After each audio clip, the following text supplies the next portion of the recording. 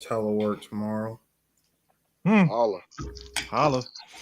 Holla. Telework today and telework tomorrow. Speaking of teleworking, can you imagine if you're the guy that's teleworking in San Diego while all the shit in Jurassic Park is going haywire?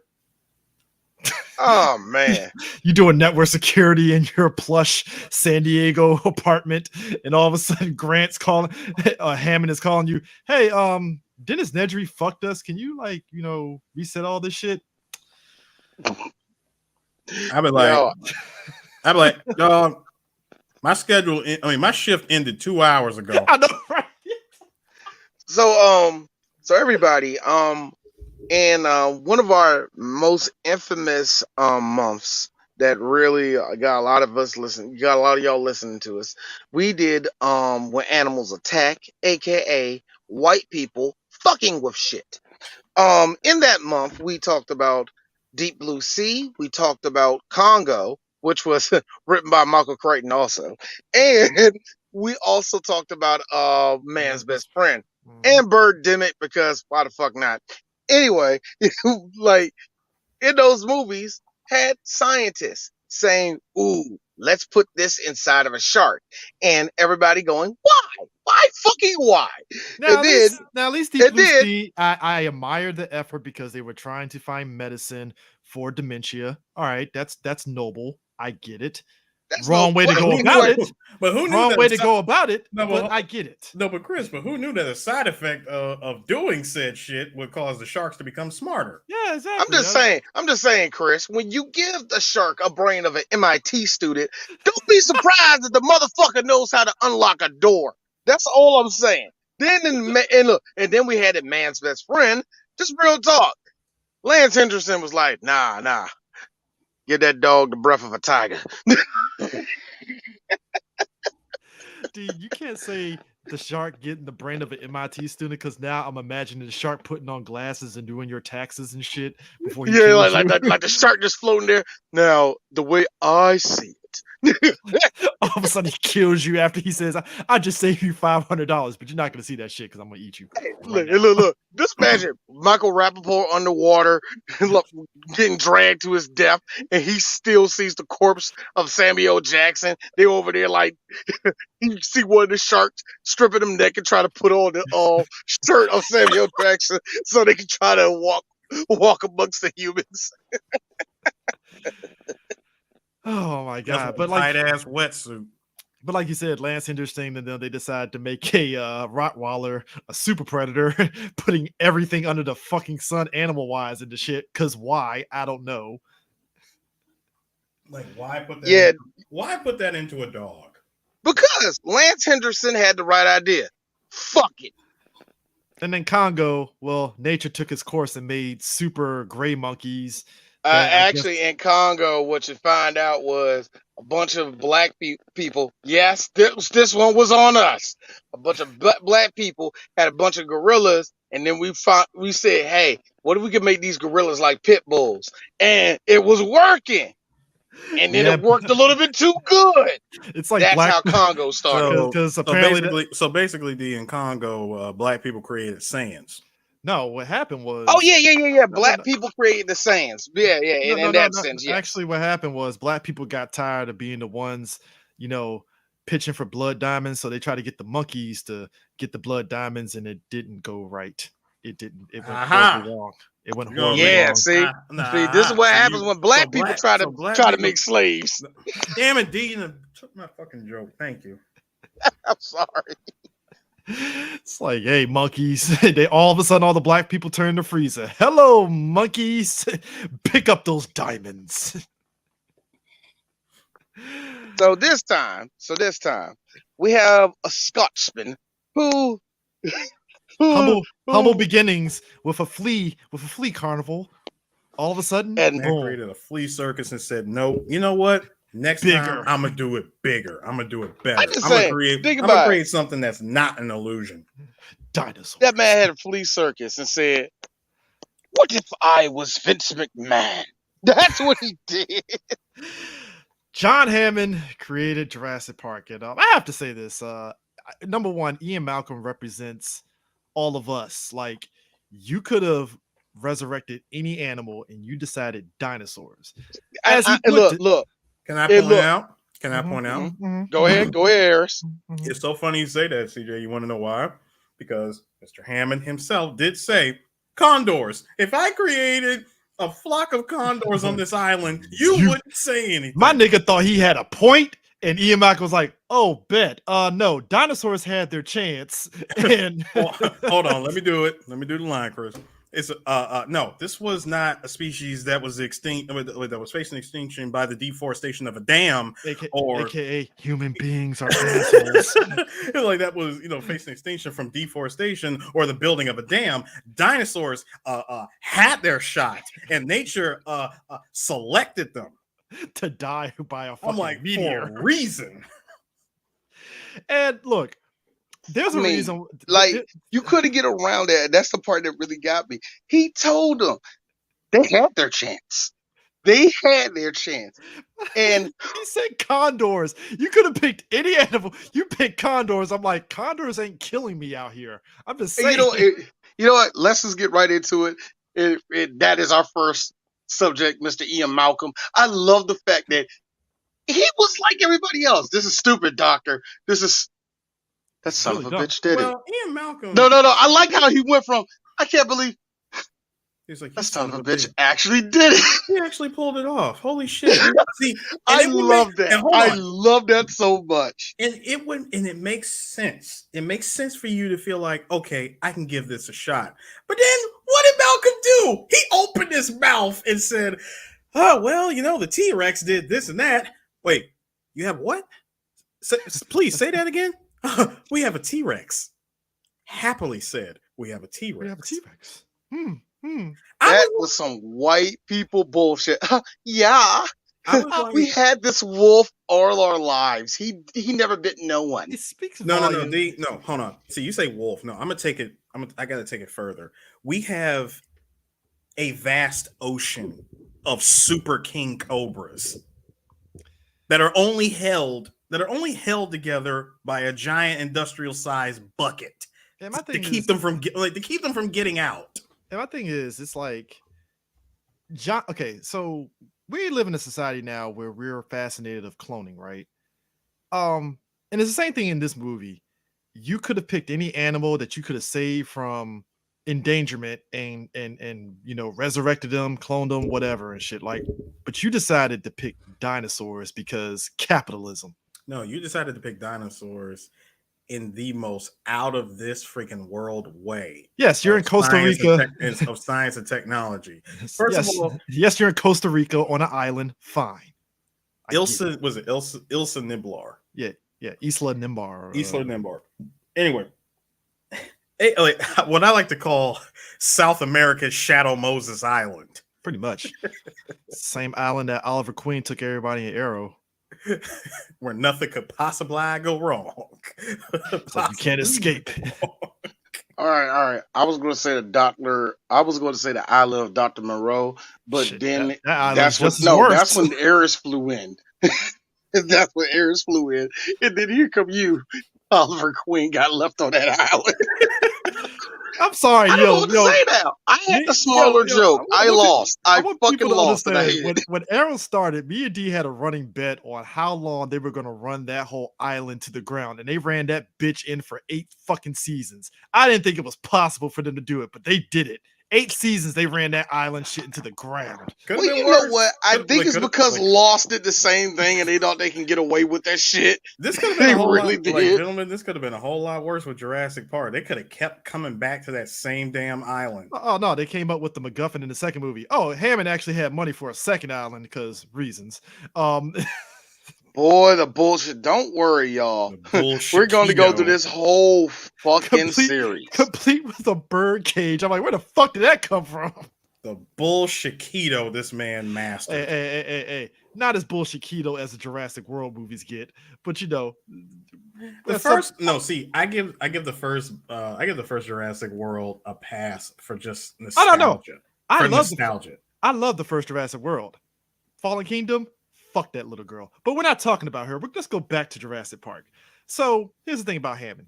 John Hammond is a man that, because capitalism, he's like, look, I think at his heart, John Hammond meant well because he wanted to bring something to the world in a fascinating way. But as Dr. Like Ian Malcolm, was it Ellie and what's the dude's name? It was only Ian Malcolm. Grant, Ellie, and Malcolm had said was like, yo, you think you can control this shit, but you can't. I got you, Chris.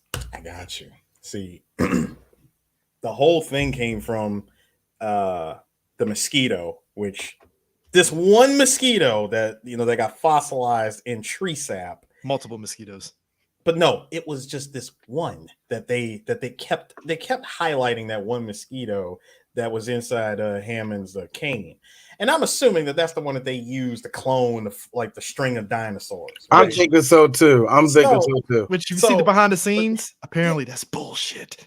I know, but yeah, I'll let you continue. Sorry, my bad. But if I may, using 1993 science, they were able to extract the blood from the mosquito that it was carried, which happened to have this mysterious dinosaur DNA, right? Mm-hmm. I'm gonna be the asshole, Ayers. How much RAM did it take to do that shit? How much RAM? 93. Look, we ain't talking about the 60s. We ain't talking about the 60s where you had this big one megabyte supercomputer shit. I think they had like an entire fleet of supercomputers. Remember, you can play a drinking game with this catchphrase: "Spared no expense." Oh yeah, so, and Nedry was doing automation, which was a big deal in the 90s. Yeah, the only guy. The only guy that could do automation in 93. That was a big deal. I was siding with him when he was bitching about his pay. I'm like, bro, I'm the only one on this island doing automation. And my dad had to explain that to me when I was a kid. He was like, son, nah, I'll be just like he says, fuck you. I'm getting my here's the thing. Money on the side. Give me one of them embryos. Continue, my bad. But anyways, so they capture the blood and then they use frog DNA. I like how they weren't specific on what kind of frogs, but they just said frog DNA to fill in the gaps of the genetic code. Grant had to be the one to he explain that. Which I'm glad I was so happy when he explained South African bullfrogs could be used. Well, it was West African bullfrog, which we found out that basically West African bullfrogs can change their gender. At will, basically, and that's what they used to. That's how he figured out, like, hey, that's how the dinosaurs were able to lay eggs, because they have the West African frog DNA that they can change their gender immediately. But as they were so confident and so sure of themselves that the way that they engineered a string of species of dinosaurs, that they're all inherently female, because at the beginning they all are female. But what they've done was use science to deny them of the extra hormone that would eventually cause them to become male due to the frog DNA. Mm-hmm. Ian being the only one in that room asking those smart questions while everybody is all happy seeing this dinosaur being born in front of everybody in the room. And I'm like, listen, I get it. I would be jazzed too if I saw an actual dinosaur being born. But no, I got some questions. I got some inquiries. So are you really sure that they're all female? You have a whole bunch of dinosaurs on this island. How sure are you that they're all female? He asked that question twice. And again, Dr. Wu confirming, no, we simply denied them of that ability. And they're like, really? How do you deny them of that? By the way, has the most funniest heel turn in Jurassic Park theme movie history. Which he does. Yeah, he does. And then finally, Ian says Ian said the line. He just had to take a seat and go. He had to take a seat and go. John, what you're trying to do here is not possible. If history's taught us anything, is that life cannot be contained. It'll break through like violently, even dangerously sometimes. And there it is.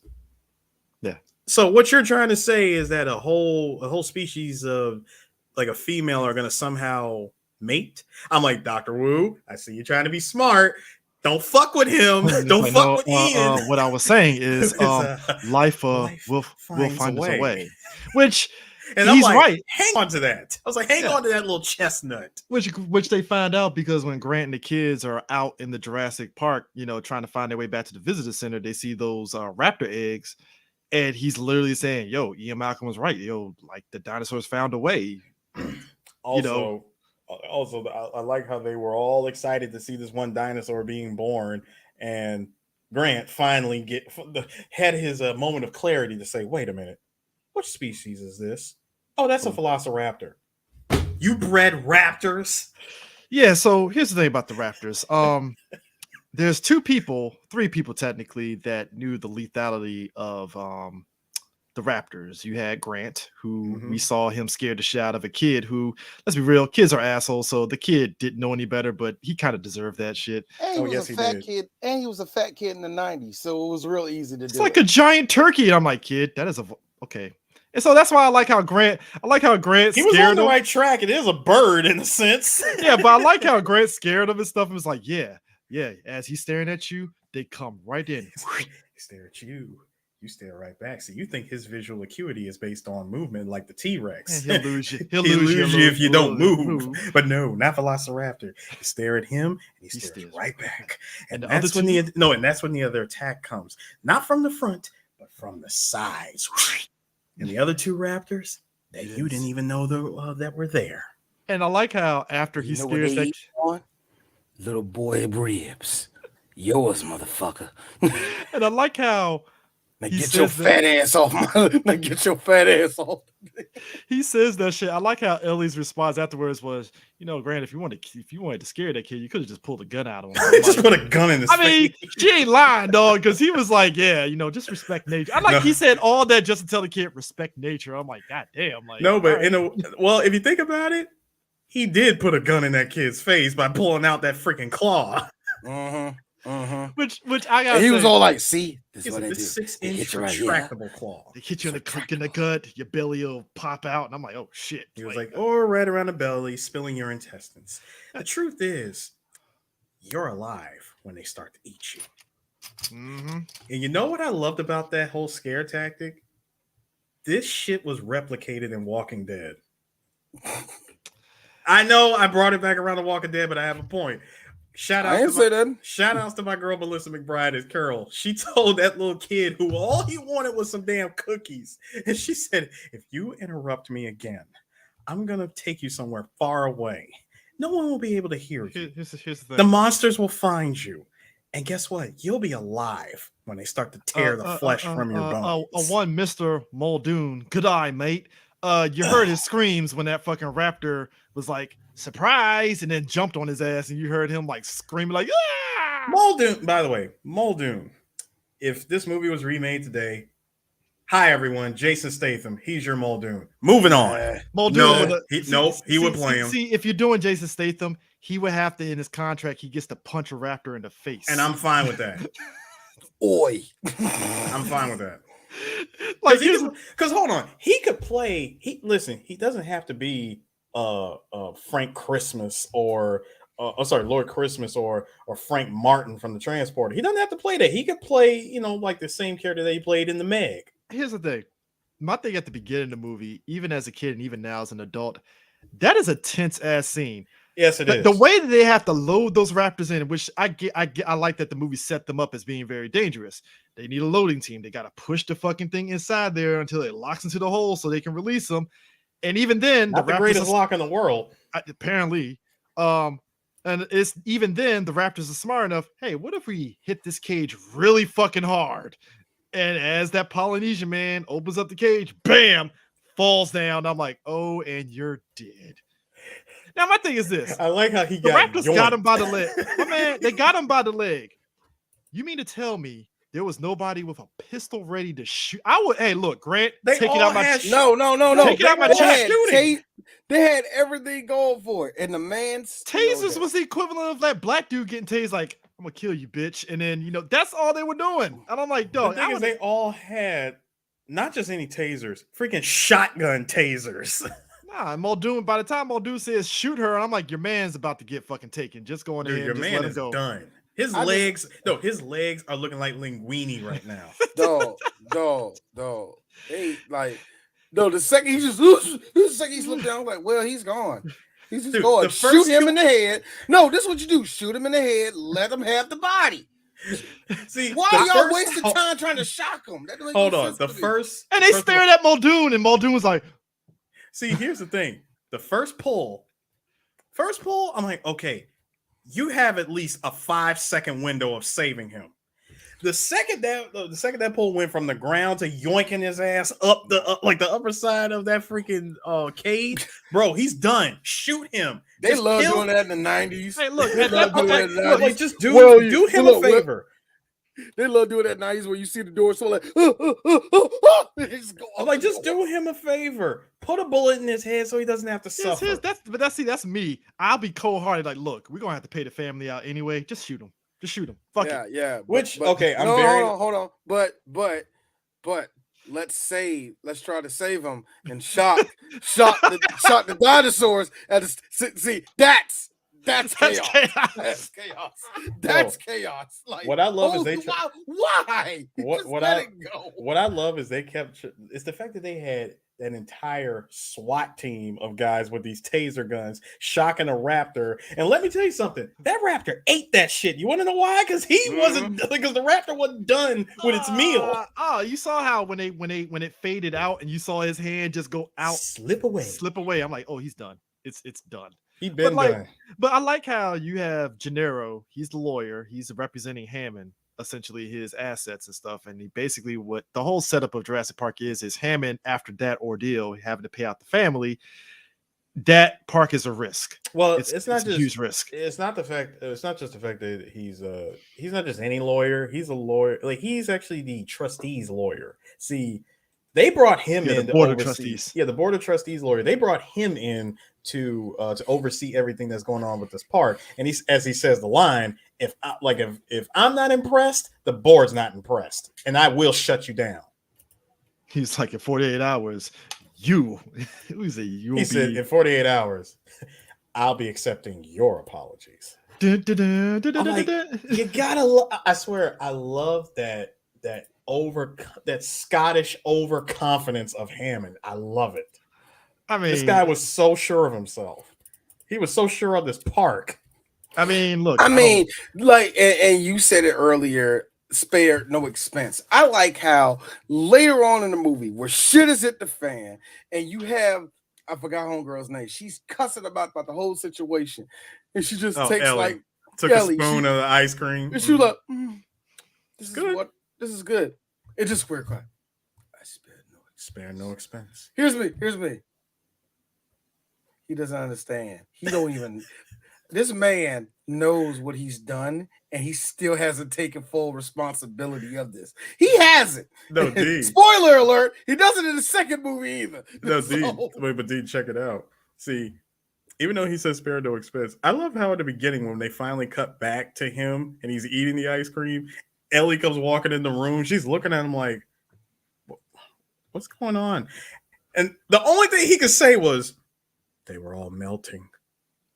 Which is bullshit, because, yeah, you didn't want to take responsibility. As you see, he's a man in denial. This man had like 8 different buckets of ice cream in front of him. And looking so sad, defeated. I mean, grandchildren. See, I think he was more.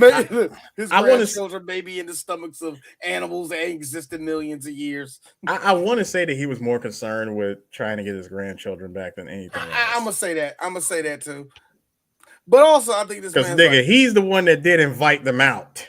But and this it could be because being an older man and seeing this world for what it is, I know what he was crying about. This was a $5 billion idea. All I had to do was not make penises. That's all I had to do. I thought I had it figured out. We look. Then all of a sudden the lawyers show up. Oh, you can't shoot. And then I got a smart guy telling me chaos and shit. And I got one doctor who really, really needs to stop touching the fucking all. He really needs to stop touching. But then here's the thing. But here's the thing. This is the man that is responsible for it going into chaos. One, Dennis Nedry. I got to tell you something. Wayne Knight rode this wave. He knew he was the. He knows how to play the sniveling asshole. So can I point out something of our boy Dodson? Go back to that. Dodson, we got Dodson here. See, so when the new that line, of course. But when the new Jurassic Park comes out, he's the main antagonist. Who? The guy in the purple. The guy in the red shirt, Dodson. Now my thing is this: if you would like to know why, motherfucker. If you would like to know how and why, he goes from just being someone who he goes from being a corporate doctor. Espionage. No, not even corporate espionage. He goes from being a doctor to just straight up owning the rival company to Hammond's company. Well, let's be real. Let's be real. It's been in the works. When we get to the second movie, Engine, it's been in the works for a while. Like, there's always going to be somebody else that's going to be like, hey, I could do it better than Hammond. And it's been proven time and time again that you could try to do better than Hammond, but you're going to fuck up in some way, shape, or form. The best part is when Nedry tells him, hey, I get it. Like, hey, you give me the money. I'll go in and get the stuff. I hand it back to you, and you get to catch up on 10 years worth of research. Pause the movie. Hammond, you mean to tell me that you've had research on something that's been extinct for 100+ million years, and you only spent a decade trying to see if this would work? Sorry, not trying to see if this would work. You spent a decade trying to make sure that this worked as fast as humanly possible. Oh, one more thing. You didn't stop to think maybe whether or not we should be doing this. Hold on, Eris, and then you want to open up a park for millions to come to. That. Jesus Christ, young. Do you see how these rich, I won't even say rich white people, just these men who really do have the best intentions, just go to shit. You know, a part of me thinks when Steven Spielberg heard about Walt Disney supporting the Nazis, a part of me thinks like, what if I made Walt Disney, but except he wanted to do dinosaurs? Well, because that's what I feel like it is. But hold on, he had the best intentions, but come on, money, wait a minute, D. Money, baby. D, hold on. See, you mentioned Walt Disney. Disney was mentioned in this movie. Hey, when they first opened Disney World in 1956, nothing worked. Yeah, but when the Pirates of the Caribbean ride goes down, the pirates don't eat the tourists. I mean, look, here's me. Ooh, look at Mr. Defunct Land that knows everything about look. If you want a representation of me doing programming when I'm stressed out, yeah. Nigga. Chris got half a cigarette. Cigarette in my fucking mouth, and I'm on deadlines at work. I'm like, I don't even smoke, and that's me right I there. like that. That's Chris. Chris, are you inhaling? Chris, are you inhaling into that? Nah, motherfucker, it's just there. It's just there, nigga. It's burning. No, the cigarette's burning itself. That's every black programmer ever, like right there, just like ugh. Okay, now, all right, now, guys, help me. So he really did just die off screen, right? Yes, he did. Oh yeah, those. Here's wait, D, hold on, D. Hey Chris, I got you. D, check it out. When Ellie backed herself into that wall, and we seen what? Oh yeah, the hand. No, not just any hand. We seen what a 30-year-old did not age well looking fake hand looked like. Now here's the thing. First of all, hold on. Let me tell you something. That was that was a big ass tyrant hand. Okay. Second of all, and this is just D. So Sam, did you get lighter? That was a light skinned hand. Now here's the thing. Now here's the thing. Quite golden brown. Quite burnt peach. Now here's the thing. In the book, quite beige. So in the book, Sam Jackson's character Ray Arnold, what happened was the scene in this movie where it's Muldoon and Ellie going to the electric room, right? to pop back on the power, right? Yeah. In the book, room. yeah, the book, it's actually Muldoon and Arnold. What happened was, and I'm pretty sure this is what happened in the movie, but off screen. Arnold, when Muldoon was being attacked by the Raptors, made it to the shed. Didn't realize the Raptor had rolled in after him. And that's how he got attacked, which I'm assuming that's probably what happened when in this movie, but off screen, essentially. No, see, that makes sense. You want to know why? Because when Muldoon had Ellie go to the shed instead, and he figures, oh, I've got her. Like he was gonna gun down, he's gonna try to shoot this one raptor that he's South African. not from it. This nigga was from Kenya. Anyway, Kenya. Dude, he really thought with that shotgun that he was gonna take down this one raptor. Obviously, this man did not pay attention to the last raptor that he loaded into the freaking cage. That these raptors hunt in packs. There is always 3. Now the show. Then here's where the movie. One played the freaking decoy. I'm sorry, Chris. One played the decoy, and the other one. Surprise, motherfucker! Now here's the thing: the movie dropped the ball on the movie dropped the ball on a number of raptors because we were led to assume 3 raptors, right? It's supposed to be. And here's the thing: one of them is in the freezer, and yet by the end of the movie, there's 3 that the T-Rex fights off. Hold on. There's one. No, wait, Chris. We gotta take it back to earlier. Sure No. Hold on. It might have been 4. No. Take it back to the earlier movie. Earlier in the movie, when Muldoon was explaining to Grant about raptors. Now, testing the fences and all that. Yeah. When they were testing the fences, he said they originally successfully bred 8. There were 8 raptors that were bred. Okay. And they said that the big one killed all but 2 of them. So it's 3 total. Yes. It's supposed to be 3 total. The continuity is a little fucked because you mean to tell me they released the one out the freezer? I want to say that can we really say that the raptor was smart enough to be like, hold on, dog, I got you? Yeah, that's what I'm saying. I'm like, bruh, like that's the thing. Because at first I was like, well, maybe I'm tripping. It did, but now that you said that, it's like, so what? They just popped the pin now and they got out the freezer? Like, no, because hold on, remember this. But then hold on, because there was the one in the generator room that killed Arnold. The 2 outside. The 2 outside, one killed Muldoon, and the other one, like I said, played the freaking decoy. Yeah. And yeah, that's it. That's 3. But hold on, 2 more showed up when Alan went back looking for Grant. The 2 that went after the kids. Yeah, those are the 2 that was outside after they killed Muldoon. That means Okay. the third one probably dipped out the shed after Ellie disappeared. Because you remember Ellie was running away from that raptor. I'm assuming that one in the generator, the one in the power room, managed to find its way out. It's continuity, but I mean, it is continuity. I mean, at the end of the day, you're just enjoying the movie for what the raptors can do. Because I mean, raptors, even in real life, they were like, at least according to scientists, they were smart. So it lines up. When he said that the raptors were extremely intelligent, problem solving intelligent, which I call bullshit, but go ahead. The first time that they were in there, they tested the fences looking for weaknesses systematically. And it was all hitting it at different points. Yeah, which is why they had to feed them by dropping in a freaking crane of a damn bull. Which means one of the raptors got a fucking wide awakening, like, jump! See, here's the problem I have with it. See, when they started...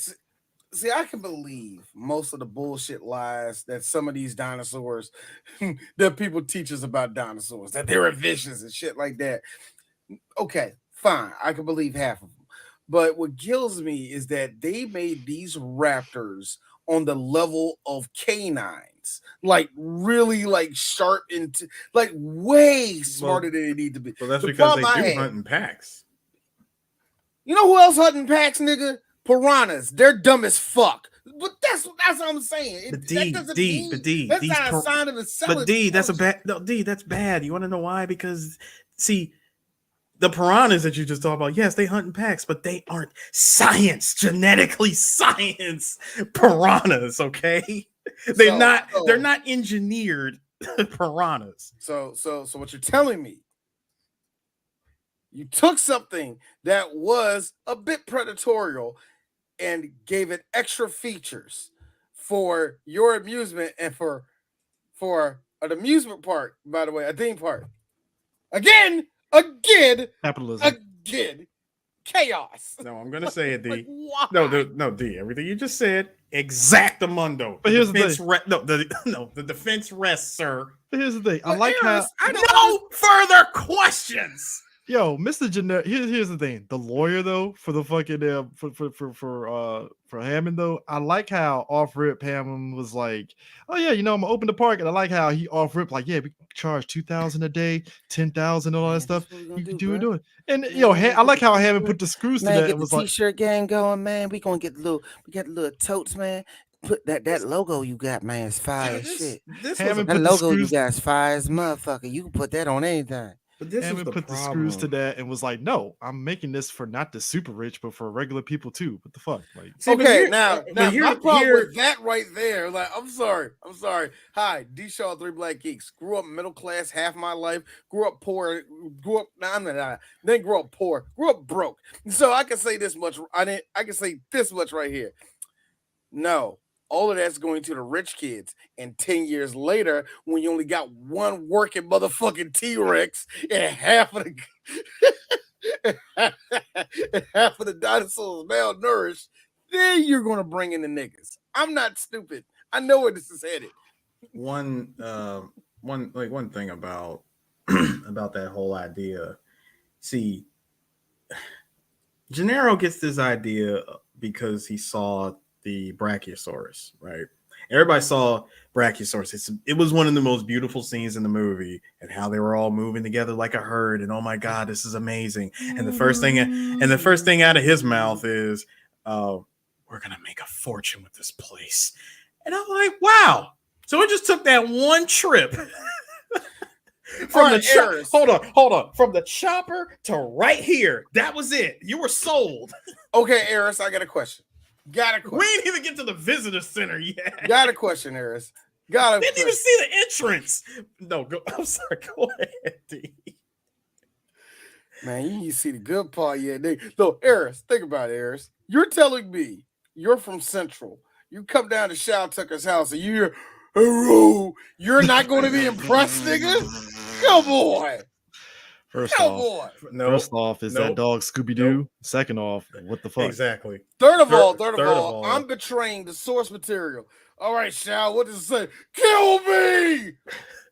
Yeah, shoot that thing. After that, I would be asking the question, like, Mr. Tucker, when did your wife leave? And when did you put this Camaro together? All right, so check this out. That bitch left me for a Shambhala. She a bitch. So And where is No, I'm sorry. And where is your daughter and the dog right now?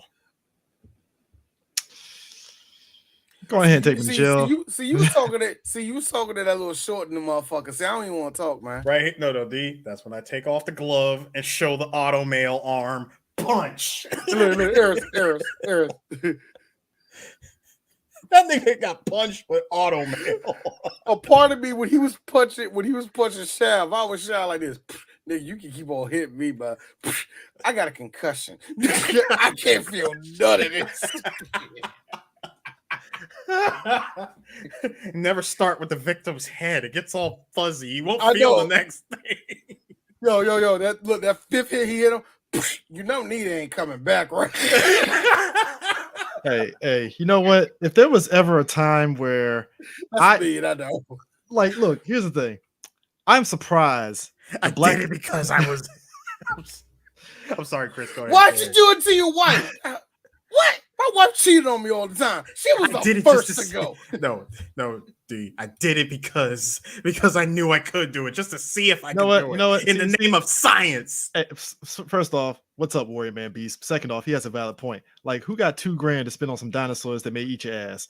Thank you. I don't have $2,000 to spend. Okay. No, hold on. Two bands in 1993 money. I know, right? I was just about to say that. If niggas was having trouble playing a turbo effects, what makes you going to think, hey, yo, ma, can we see them dinosaurs? Niggas in it, dude, in 93, if you ask somebody, let's go to Kings Dominion, they're gonna look at you like, you got Kings Dominion money, nigga? No, Eric. See, Chris. Like I said, now I misspoke. I said grew up poor. No, the fuck I didn't. Or no, broke. Broke. But that being said, you know this broke move, and I know this broke move. Hey, Mom, I want to go to seven. I want to go to Kings Dominion. All right, now take this can, right? Get two of them and take your look, Eric. Look, I got this. Get two of them and take your little sister. You got dinosaur money. Imagine. Wait. I got one. Imagine the little shit in 1996. No, I want to go to Jurassic Park. I want to go to Jurassic Park. Hey, Warrior. I got one. No, I got one even better for you, Warrior. like, Mom, Dad, I want to go to Jurassic Park. We got Jurassic Park at home. Gives them a fucking plastic dinosaur from the dollar store. It's a pit bull. It's just a pit bull. Dinosaur ears. It's a pit bull with dinosaur, just disguised as a dinosaur. Nah. You put a Power Ranger mask on it. It's the Black Ranger Power Ranger mask with the horns. It's a mastodon. I want people to understand something. Oh, my cousin, my younger cousin at the time. This is like 94, year after Power Rangers dropped. Understand the 90s. Unless you were in Hollywood, getting a Power Ranger costume, it was the ghetto. You had to make that shit super yourself. Ghetto. Let me tell you something. Having a party that's Power Rangers, you better hope that person has a decent costume that looks close approximation to a Power Rangers costume, because holy shit. It was some of them were jank as fuck. The struggle was real. The struggle was real. Now you can just like outsource that shit to Indonesia and somebody just ships you a fucking you can go helmet. on Etsy and get a damn Power Ranger costume. That's how easy shit is today. I got it. You better build your ass up for it. What I done told you. Wait. Hold on. If anything, you get up the dinosaurs that come in that big ass bucket for Okay. Here's my thing. Show my before age. any of you start saying, man, you can work that out, nigga. You have to take a helicopter there. Get flown in. I like how he was like, hey, buckle up, guys. We got to go down. Hold on. No. I'm sorry. There were two modes of transportation in getting on that island. You either took a chopper or you took the boat. Yeah. Now, here's the boat we found out was in the second movie was the other option. Yeah. Well, it was the option for everybody that was working there. They was like, hey, everybody, the last call for the boat leaves in 5 minutes. Drop what you're doing and leave. So where was they now? Was this off of Costa Rica, right? Yeah, Costa Rica. Just had to make a point. I just had to try to figure that out. Now, I kind of get it, because you want to do it as close to the equator as possible. Try to do a tropical setting and all the rest of that. And Ellen said the best thing. She said, you're just guessing, right? You don't know what their actual habitat was like. You're just getting close to it. Addition. I got you, D. With the addition of you put all these exotic flowers and they're poisonous, thinking they look cool and nifty, and didn't really think about that. I got you. Also, and then one more thing, and I know they didn't bring it up in the movie. The atmosphere is a lot different than it was when dinosaurs was walking around too. Yeah, it was. Hold on, Warrior. We ain't talk about eating yet. Yeah, I know, right? We didn't talk about eating yet. All right. See, when we get to Jurassic World in like 4 years, we're gonna tear a hold of that one too. So yeah. Right. We continue on, sir. But to point out something else, God, where was I going with this?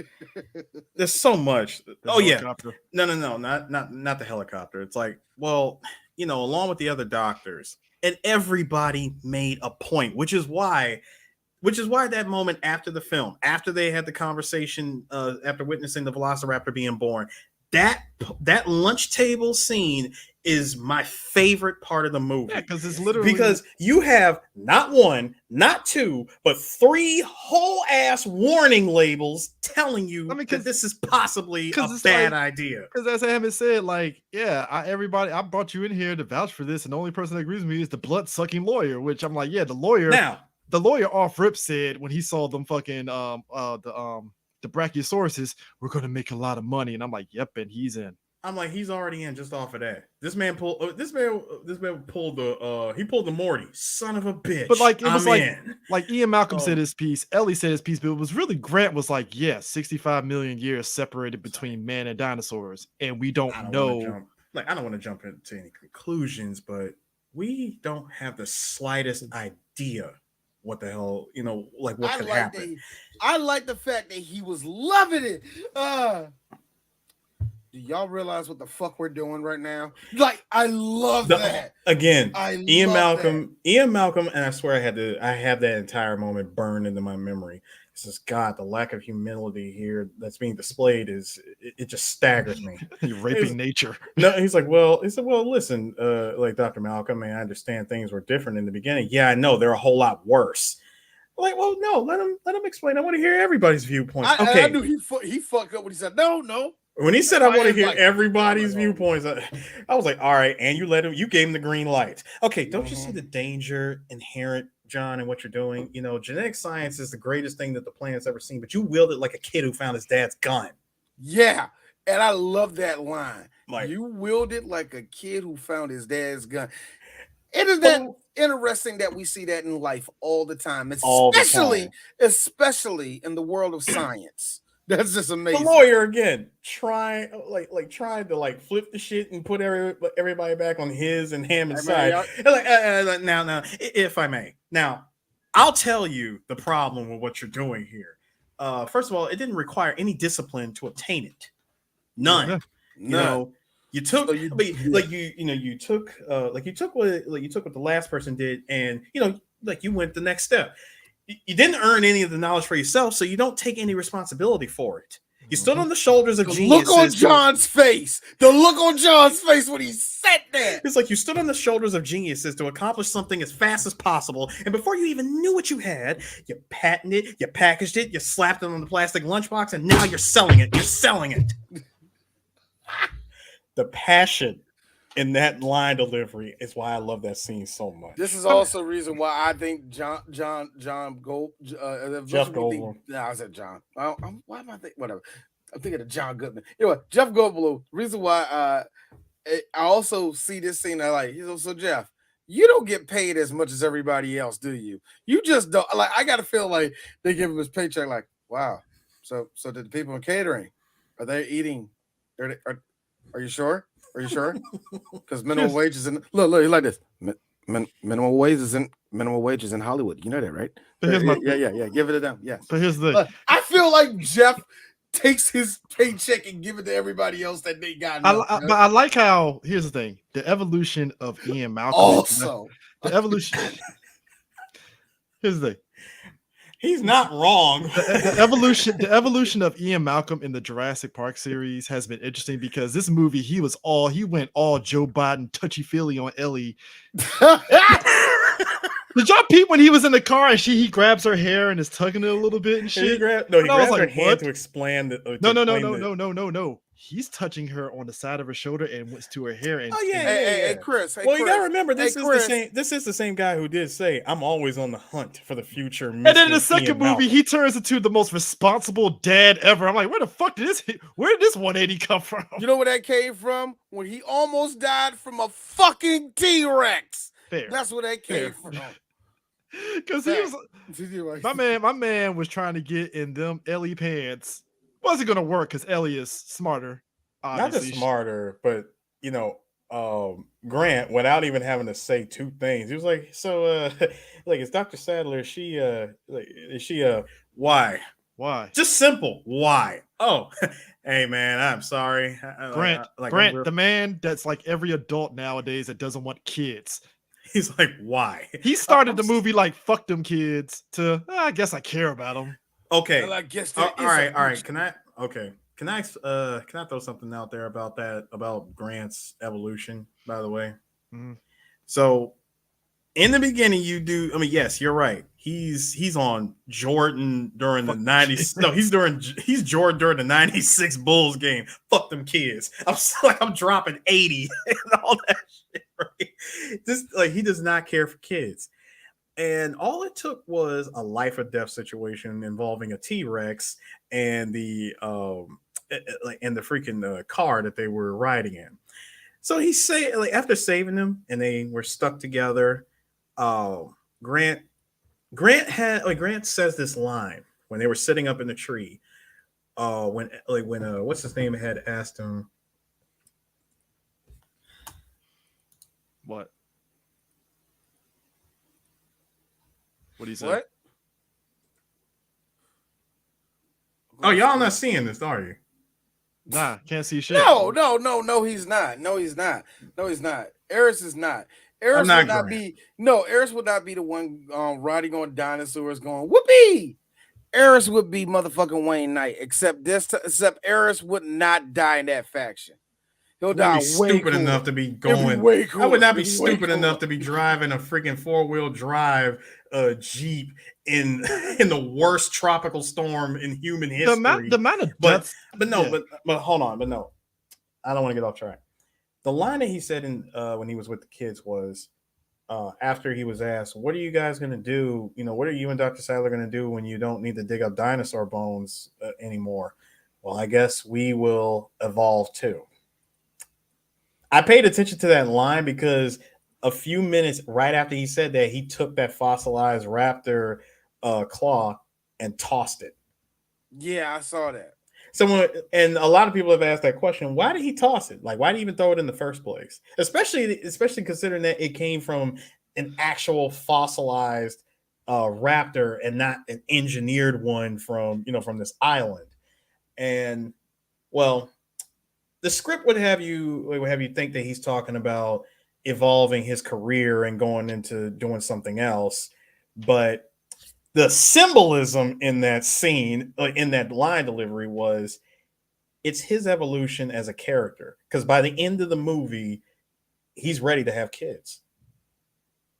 Think about it. He goes from hating kids to to naturally chilling with them on the freaking helicopter, flying back to the mainland, and he's actually happy. I'll give you that one. I'll give you that. That's all. That symbolism right there. I'm like, yeah, that was his evolution. Also, I don't care what you say. He came on that. Dude, that dude Look, came that's like 5 times. Okay, look throughout on the his movie. face. Oh, Can I? Hold on. I Joe. get it. I get it. Think about it, y'all. That is something that has not walked this earth in 65 million years. But also remember, I get it. Not just that, D. He said it himself that this was always his favorite. Stegosaurus apparently is his. Triceratops is his favorite dinosaur. So why when you said that? Why did you say that? When you said that in my head, saber-tooth tiger, Tyrannosaurus. That's what I heard in my They head. both came out in the same year. My thing is this. It's like, yeah, they did. D. Yeah. Power Rangers and Jurassic Park came out the same year. All right, every year. I think like literally a couple of months apart from each other. This movie came out in the summer. Just real quick, y'all know this. Kids under us know us, and they're still doing it to this day. Every other year, kids get a theme and all the rest of that. I'm gonna say this: from '93 to about '97, Dinosaurs had the game on in a chokehold, dog. Just straight up, man. Foot on neck. Dinosaurs was everywhere. Of course, little kids like dinosaurs. I would say the last time that Dinosaurs was like officially cool to kids in the '90s was Beast Wars. Beast Wars, yeah. I will. And funny thing enough, Jurassic Park, like dinosaurs got cool. Like I would say last decade, they kind of had a little revival from little kids and all the rest of that, thanks to Jurassic World, actually, because my kid was actually part of that. That's why he knows everything about dinosaurs. But yeah.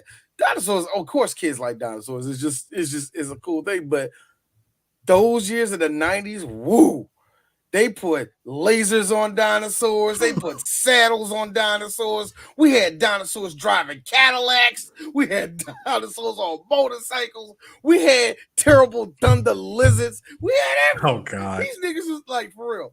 Dinosaurs is everywhere. And then, don't be a dinosaur kid and the episode The Savage Land showed up on the X-Men, because that'd be your shit too. Or Like, don't be that one. is everywhere, Or don't bro. be that one obscure over the age of 30-year-old that remembers Adventures in Dinosaur City. Oh, I mean, my thing is like, so man. you have Fun all the- fact: I still have that movie on VHS. What is this? Not something I'm proud of. So but here's the thing: just something I know. how is it that Let me nobody? go ahead. I'm sorry. Go ahead. How is it that nobody?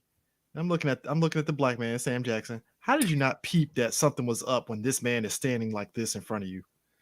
Yo, that look. I love that. Talking Like, hey, very guys. nervously. I would have sniffed that shit out like, yo, Nedry, what the fuck are you up to? Immediately, I'll be like, what's going on? What's going on? Hey, man, you know. Dinotopia, nigga.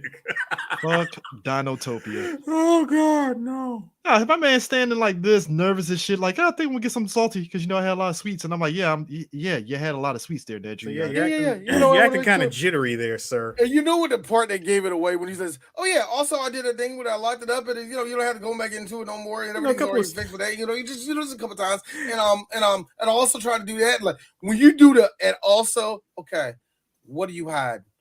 What do you hide? And nobody. Sam, and I'm mad. Sam's from the hood, nigga. How did you not peep this white boy was? Did you peep him when he fucking synchronized his watch to that? And I'm like, did nobody not see that? Like, you Bruh, saw him when you click do- something. When you do this shit, your Click. finger is here.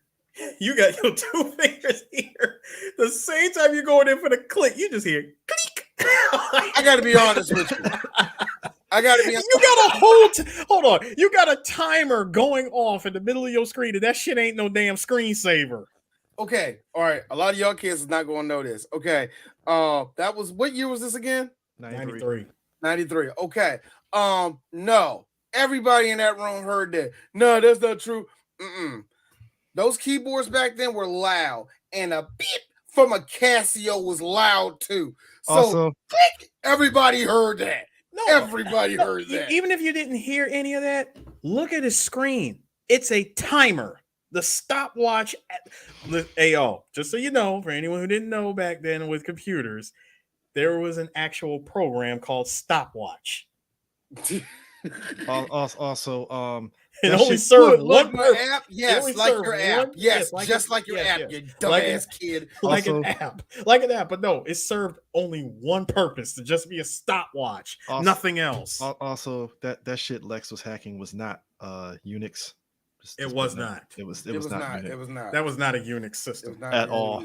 Not at That's the all. only. That's the problem I had with it, because when little girl went in there and went through the whole little, megaverse type of little thing to get Yeah. to the hacking and all that, I was sitting there like, okay, I like how the park literally looks like a PC video game. and here's the problem I had with that. This is just D. And yeah, sure, my dad worked on Linux, so I know how it looks. The fuck is any of that? A Unix What system. What the fuck is any of that? Hey D, no, hey Chris. See how both you and I deal with IT. You're a programmer, I deal with IT. Looking at that scene now and watching how Lex is so My dad was working with that crap back then. No. I never seen nothing like that. The look on her face when she goes, "This is a Unix system. I know this." Both you and I are sitting here going, "This is bullshit." I mean, and that's the thing. It's but we talked about this in Hackers, where in the '90s they really just Hey, Eris, thank you for saying that, because I remember she said, "This is a Unix system," and my dad was, "No, that's not." No, it's not. My dad very calmly said that shit. It's not Unix at all. It's not Not Unix at all. I mean, like, here's the thing. It's like that whole situation with Ian Malcolm and what he did. I like how it netted him, which I don't even think he would have made it to the boat in time, by the way. I still feel he isn't, right? Ian's not Ian, I mean Nedry. You mean Nedry? Nedry, Dude, the fact that he had he was supposed to be given no promises, a 15-minute window to accomplish his freaking Metal Gear mission And was met with this fate. with a Dilophosaurus. A spitter, as they say. The Dilophosaurus. I'm just saying. Listen. I paid attention to I paid attention to what the information was being told through that damn car. My man, bro, this thing spits venom. My man's hit his head on that doorway. It was out for like maybe 30 seconds, and it was enough time for that dinosaur to walk right over to the passenger side and fuck Nedry's dream up. Here's my question for you: who opened the door on that side? How was the door open? The dinosaur. But then again, it's a Jeep, so. But the window wasn't even open from that side. By the way, Nedry deserved every bit of that. I mean, yes, he did, for being an incompetent, irresponsible white man. Yes, he did. Yeah, I mean, to be honest, if I was Nedry, I would have went on ahead and not even tried to escape. I would just been like, fuck it. I'll take this shit and I'll just be in the chaos with the rest of these people and then fly back to Jurassic Park afterwards. Fly back to the mainland afterwards. Yes, you have 36 hours, but 36 hours is enough time to, yeah. No, I'm giving this Metal Gear because Nedry thought he was so fucking smart by hacking the entire system. My nigga thought he was driving. I'm going to drive to the boatyard. I'm like, you're going to drive to the boatyard not paying attention to a damn thing. And no, that doesn't make any sense. You saw the sign that said East Dock was that way.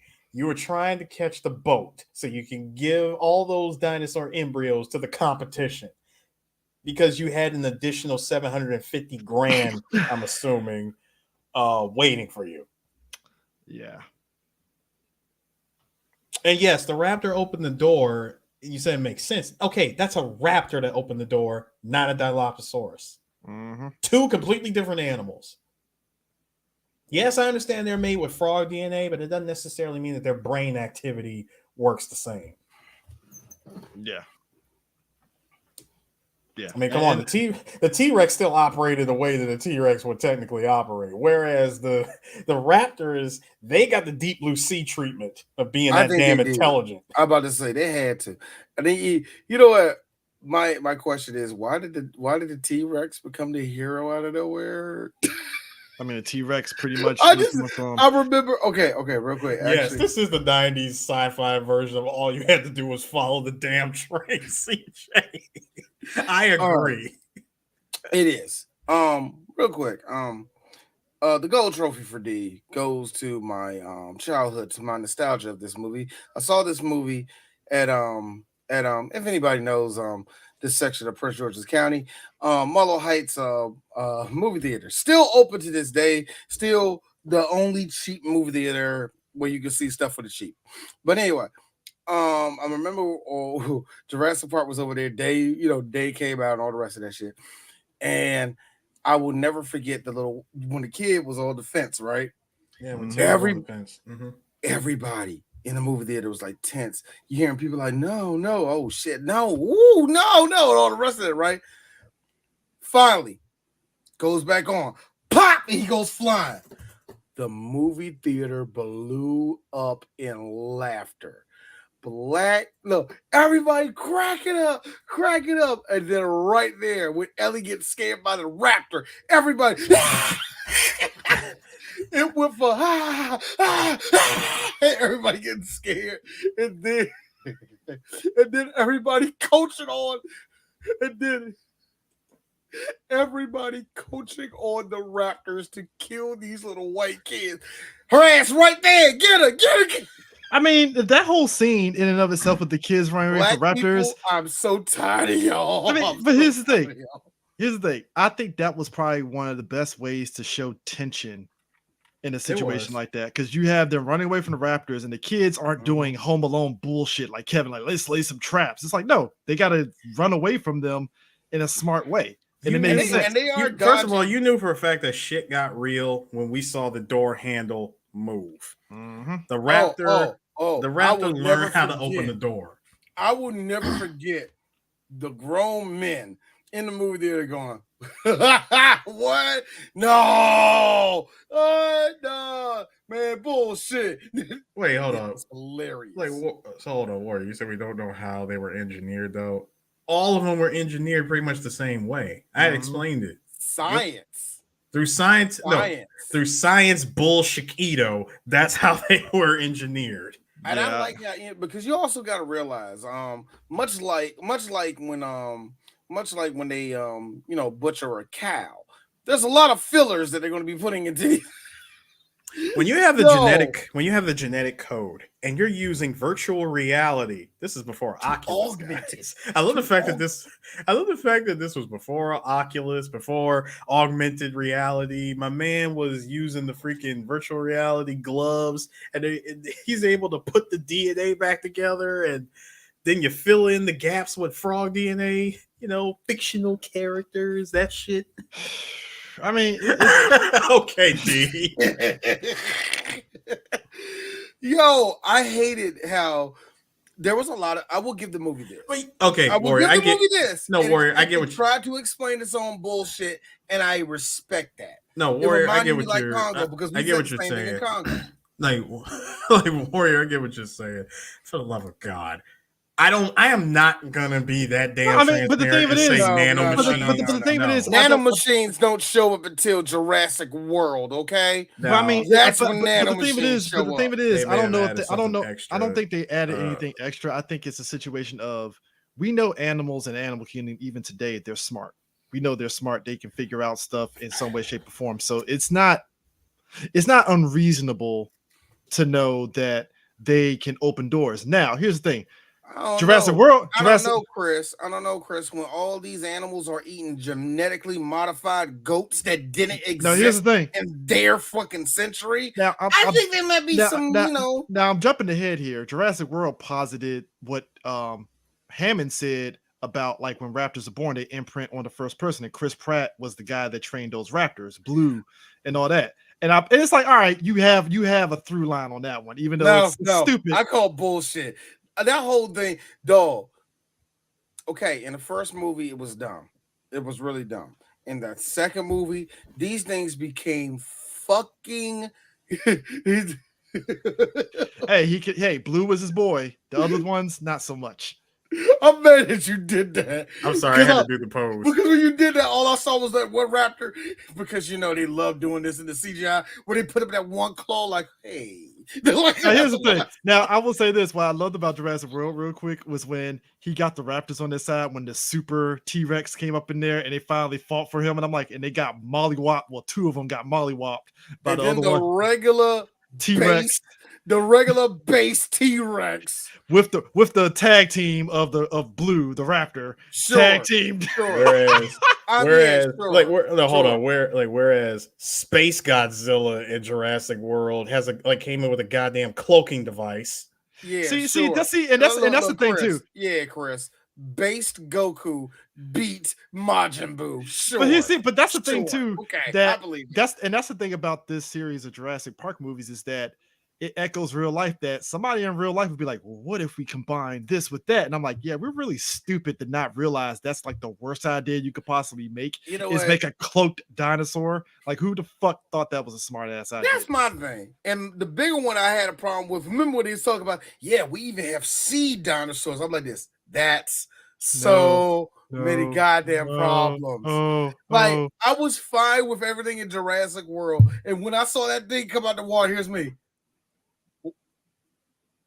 White people, you doomed us. You doomed us all. You have doomed us all. Like, look, sure, whatever, D. Couple missiles take out some dinosaurs. That's good. Those killer wheels down there. Tactical nuke, dog. Can I? No, that's water. We can't drink no more. No. I have the tactical nuke for the first movie. Jurassic Park had a contingency plan called the Lysine. What was it? The Lysine contingency. Those dinosaurs evolved past that bullshit. Not really. My dude, Jurassic Lost World, when those terror.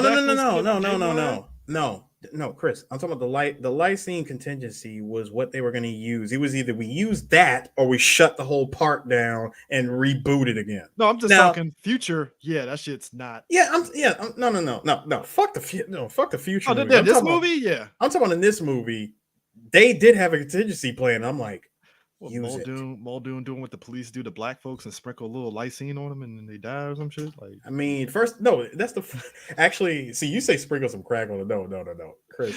First of all of the got dinosaurs, a big ass bag and it's like, all right, come on. No, D. Sorry, Chris. All of the dinosaurs in this movie, Fucking Salt Bay. they were all given the Snake Plissken the Snake Plissken tactical nuke through the neck because it's in their gene where all they have to do is activate it and it will deny them the lysine that they need. They slip into a coma and die within minutes. You have to do like the firefighters did when they fight them forest fires. They had the planes full of them fucking powder shit. That's what they do to dinosaurs. They just a plane flies through Jurassic Park and just dumps all that shit. No. See, that's the thing. I really wish I could have seen them implement the lysine contingency because if it was something that they could have just done right there from the computer, I'm like, oh, this is some Omni level we're playing God shit. Hey, Ayers, I'm sorry. I'm giving it too much credit. I know. No. You said playing God. I think God has been already played at this point. No. But I'm talking already. No. D. See, no. What they were playing is Dr. Frankenstein. You created something, but you didn't know how to turn it off. Okay, I give you that. You had a contingency plan, but no, the freaking owner is like. Actually, I don't think John. No. Yes, he did. Like I said, the lysine contingency was the plan to kill them all off, and that would have. I mean, you would have mitigated any future deaths in this movie. Now, the fact that John Hammond said that is out of the question. I'm like. He was holding on to that dream so hard. I know why. 2 days later after they did it. Hello? Yes, Mr. Hammond. It's Blue Cross Blue Shield. See, like you activated the lysine contingency. Now you had all of your dinosaurs under that insurance, right? Yeah. See the premium. You will not cover that. You will not. Unfortunately, your premium does not cover. How many was it again? Yeah, sir. No, your premium. I'm sorry. Your premium package does not cover contingency plans. And also we do not cover mass genocide of genetically engineered dinosaurs. Actually, and here's actually one interesting thing I'm reading here. It would have covered the herbivores. It was just them. You would have had the herbivores, but the rest we really can't. So Hamilton, fuck that shit. That's an extra $1 billion that I don't have. No, but I'm serious. You gotta think about it. This man has spent billions of 1993 money of 1993 money into this thing. No, he ain't gonna do it. No, D. You don't have to put an actual number behind it. Hammond said it himself. Spared no expense. And this is where D has a question. Now, I may have blinked, and just real talk. I didn't pay attention. Maybe if it was said, where's this money coming from? I mean, it's a lot of liquid assets there, buddy. Wait a minute, they never said it. Nah, they probably mentioned it in the books. Well, in the second, I know, and the second movie kind of expands on the fact that Hammond spent a lot of his funds in order to kind of keep Jurassic Park from being taken over by somebody else. Because you remember the second movie, Comcast? No. Because you remember his son was the one that kind of took over because he didn't, he wanted to get some money going because hey, you've been spending a lot of this money to try to keep this hope alive, and it ain't gonna happen. Like, we gotta make some money off this shit. Just imagine that, like a business firm, Serena Williams, Pharrell. Jay-Z, we're going to invest in Jurassic Park. Nah, you know what? The adventures of Grant and Tim and Lex was probably one of the more interesting aspects of the movie, because it's Yes, it like was. this is where you see Grant warming up to the kids in a way like, oh, these kids aren't bad, you know. I thought all kids were filthy creatures. Okay, I can answer that question for you. Now you say where you get this money from and all that. Well, he's the CEO of Engine. Yeah. And his son took over it in the second movie. He basically his son did like kind of a hostile takeover, basically. You know, I always thought it was the other way. I thought it was more also the hold on, if you allow me, let me just run this real quick. So at some point before the movie, Hammond becomes business partners with Benjamin Lockwood, and the two were good friends, and they shared a dream of bringing back dinosaurs from extinction. In order to pursue this dream, Hammond and Lockwood used their... They were smoking weed. Let me finish. Let me brought back Tyrannosaurus. Let me finish. Hold on, let me finish. They used their respective fortunes and built a laboratory in the sub basement of Lockwood's home. They hired a geneticist, Dr. Henry Wu, to aim them in the genetics work. They succeeded by the mid 80s and together created Engine. And then after that, operations were then moved to Site B on Ilsa Sorna, where the dinosaurs were bred and released into the wild for study. And then the company acquired Ilsa Nublar and built Jurassic Park. Yeah. There were dying kids in the Serengeti. So, that could have been. Well, it's funny you say that, D. He says, however, when Lockwood began intending to clone humans after they had after they spent massive funds cloning dinosaurs, Lockwood wanted to look into cloning humans because he wanted to clone his deceased daughter. Which we're gonna go into that when we get to Jurassic World, because that makes no fucking sense. I'm sorry. And that's what I may have forgotten this. And that's what there led was to an actual Shao Tucker. Yes. There were. Oh yes, and that's what led to the fallout between the two of them, and that's pretty much why. No, Hammond, I remember and this is why Hammond runs Engine by himself. No, that's what. Do you remember that was the plot? That was a plot point from Fallen Kingdom. Was when old boy, the dude from Babe, was describing all that shit. The dude from Babe. Yeah, he was describing all that shit. Well, I mean, I could say the guy that played in was it Star Trek First Contact? You was fine. You was fine with saying the guy from Babe. Yeah. He was describing all that shit, and it was because he wanted to clone his daughter. And I'm like, that was the line, Hammond. Cloning a daughter, not cloning dinosaurs. Cloning a human was the line. I would not let you bring my daughter back. I would not let you do something so unholy. Should have put a bullet in the daughter. Unholy. Dad, you made dinosaurs. Correction. I made them using frog DNA. So they're mostly frog. Yo, but I will say this. Hold on, real quick, Chris. Yeah, y'all was talking about earlier with the whole thing with Ian and Ellie and all that crap. D wouldn't touch Ellie. She was hugging half of that. Hold on. Yeah. Hold on. You do full knees inside the shit. Yes. However, when she was walking away from it, and he said two of my favorite lines. She's tenacious. You will remember to wash your hands before you eat anything, right? I remember hearing that, and I was telling myself, "No, bitch, go in the shower." And then when you get out of said shower, hop back in it.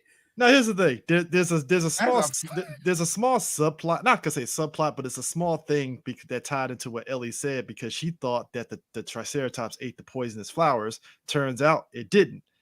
And now, Hammond is like, well, how the fuck do I have a sick ass Triceratops? You know what I loved about that part, Chris?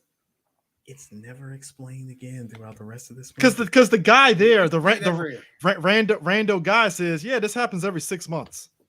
So no, it was every 6 weeks. Every 6 weeks, this Triceratops gets sick, and I'm like, so like, did you guys even bother looking into seeing what the hell causes it to get sick? Triceratops on its period? What's up? Like, I think I know what it is. The first part of this tour, 2 no-shows and 1 sick Triceratops. Hey, here's Sam Jackson. It could have been worse, John. Could have been worse. A whole lot worse. I mean, not as worse as it's about to get. Dead Oh, people. Black. Yay. I got a question though. No. brother. Security systems go down. The electrified fences are turned off. Dinosaurs are running amok. I like how The Muldoon is. the fat white guy that you trusted to lock all the doors just said an hour and a half ago. Yeah, I'm just going in the back. I like how Muldoon, even when they turn off the power, was like, damn, even Nedry wasn't stupid enough to turn off the power to the raptor cage. And I was like, why the hell would he do that? it's like, maybe And I'm because like- think about it. To be fair though, to Nedry, He If I didn't didn't- turn it off. no. I know he didn't turn it off, but I'm saying if he did turn the raptor things off, he would never made it to them Jeeps. Oh no, he'd have Oh been no, done. no. As soon as he stepped foot out the building, done. Shit, Cr- he would have done. never. He would have never even made it to the freaking embryo storage Oh container. fuck no. The embryo storage camp was in the same building. I'm saying going outside to the Jeeps where they were chilling at, he would never made it there. He never would have made it there No, at he all. wouldn't. A part of me feels like that scene where the lawyer gets eat up by the triceratops on the motherfucking the T-Rex on the toilet. A part of me makes me feel when he got ate, Steven Spielberg was sitting in his seat. Fuck lawyers. Like I feel like that was. Now here's my thing. What if he was taking a dump and actually stood still? Hey Chris. This is Spielberg. This is a Spielberg production. We wouldn't see anything that gross. Also, Chris, I will be taking the shit too. That's that seems like the best time to relieve all of. Because my thing is everything this: here. if that happens, I will be physically skinnier if that thing didn't kill me. Yeah, my whole body shitted it. Because Grant's idea makes sense. Stay still. I'm like, I can stay still. I just be like, he's moving right. Oh shit! I like just don't move. All you gotta do is just not move. I don't know.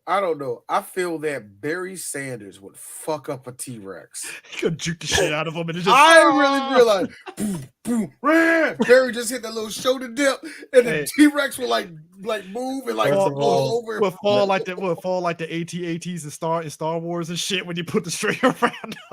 First of all, if there's anybody that's gonna fuck up a T-Rex, it would be Tommy Oliver. He roundhouse kicked a T-Rex. First off, second off, hey Muldoon. So I know it's a stick shift, but you mean to tell me that fucking Jeep you couldn't put the foot to the gas, motherfucker?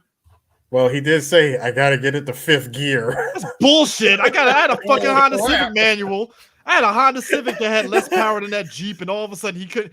The nigga was in 3rd gear and he couldn't get to 45 at least. What the fuck? Like the T-Rex. Honestly, that T-Rex was walking him down, literally walking him down. I'm sorry, like dog. If I had a T-Rex chasing me in my fucking Altima, my foot would be on that gas immediately, expeditiously. Floor it. Expeditiously.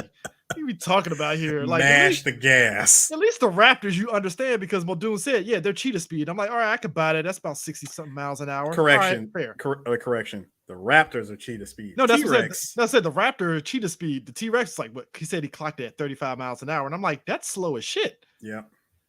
On foot, that's not slow. I think they said like between 20 or 30 something miles an hour. Basically, sub 40. Sub 40. Now, if you're on a regular bicycle, well, RIP you, because you ain't outrunning the T-Rex on the bicycle. Sorry, what's happening? You be surprised. No, you'd be surprised. You can get around. You can get around a T-Rex. Look. Hold on. You get around a T-Rex on 10 speed. You know how you do it? No, oh, wait. You know how you do it, Chris? You lose them in the trees. No. Here's the thing, Eris. When if dinosaurs become real and we're presented with that, I'm just gonna hand you a Huffy and be like, have fun, Eris. Have fun. I'll be like, all right. Have fun. Bye, Eris. Bye. That is after. No. You want to know why? We'll test that theory tonight. Hey, prove me wrong. I will be like, you know what? He proved me wrong. I'm son of a bitch. He won. Because hold on. This is the problem. The dude was facing with the damn Jeep. You're going in a straight line. The T-Rex has no other direction to go but straight and follow it. If I'm juking you, if I'm going in circles, if I'm hitting, first of all, I'm hitting the damn forest. Okay, I'm being mindful of the trees. The T-Rex has got to find his way through the damn trees to try to hit those trees like a bulldozer. To be fair, I'm pretty sure it will. But if I'm going to the right, if I go to the right or to the left and juke the shit out of him and leave a damn flare like in the opposite direction, all of a sudden he's gonna be like, "Huh, I see this flare here." Hey, wasn't I chasing something? Hey, Chris. Eric's got a point. Marshall Falk with a book bag of 3 flares will fuck up a T-Rex. None of us are. Thank you. None of us are Marshall Falk, so I have to be in the real world and just be like, nah. I would rather juke behind a fucking parked truck from a T-Rex than try to fucking run away from that shit. Actually, you're hurting me because I'm trying to think of a sorry ass running back to take the piss out of, and I'm really not working. Seriously, give me a big ass box truck and a T-Rex chasing me. I'm I don't know, that shit. Chris. Ian was in loafers doing this little move this way. You mean to tell? And the T-Rex was still like, oh shit, let me get your movement. I think I know what you're doing. You mean to tell me a nigga with regular nigga speed can't just Look. I have PTSD from Lost World when my man tried to juke the T-Rex and go inside Blockbuster and pulled instead of pushed and got eaten. I'm just saying. I'm not going to chance that. Dumbass fault. I'm not going to chance that. All right. I'm sorry. I can't take that chance. I can't. I'm sorry. It is not happening here. I'm like Grant, and I'm like, you know what? I'm staying still, not moving. That's what. Again, no, Chris, you just answered my question. When you said you're gonna leave me a 10 speed, right? I'm like, okay, leave me the 10 speed. I'm just gonna stand right next to it. Toss the flare. T-Rex gonna go for the flare. Nigga, I have a 10-second window. I am going in the opposite direction. Because he's gonna be like, ooh. I thought there was people here. All right, cool. No. We stand still. I thought there were people here. Look. No. We all stand still. We're all posing like JoJo and shit. And we're just like stuck. I don't see him. All of a sudden, the T-Rex. And knowing me when he leaves. I told you JoJo was gonna save our lives. Nah, D is gay. I told you that. All of a sudden, the T-Rex takes his little hands and goes inside his pocket and puts on his reading glasses. It's like, there they are.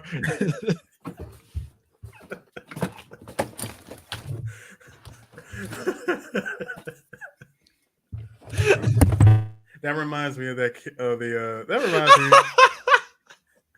reminds me of that joke from The Critic.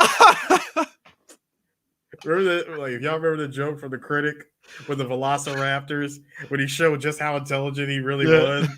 Motherfucker was quoting War and Peace and shit. Oh my god. Okay, so here's the thing. Hold on, Chris. Hold on. Yes. That could work. Yes. But then again, you run the risk of it stomping on you because they just think it's a box and that's it. So you do. It's 50-50. It's 50-50. Here's how no. See, but here's how you do it smart.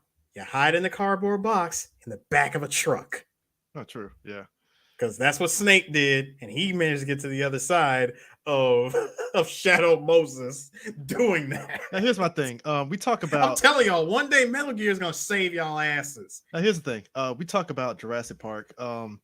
The promotional stuff is interesting, but we have to talk about the toys because the toys did not mimic the movie at all here. Where was this helicopter with the net? None of that. All of that's a lie. The Jeep with the weapons, I didn't see that in the movie. Nope. We saw that in Lost World though. Whoa, but this is Jurassic Park. Check out my man right here next to the sign that says new, like right dead in the middle. Bro, where did the RPG come from? Yeah. I will admit, I did have the Alan Grant figure. I wanted the Jeep so bad, not the green one, but the other one, the Wrangler. I'll be Wrangler. real. Oh, the one right here, the white and red one. Yeah, the Wrangler Jeep. I can keep it a buck. I wasn't a dinosaur kid as much as I love Jurassic Park. I wasn't pressed to get the toys or nothing like that.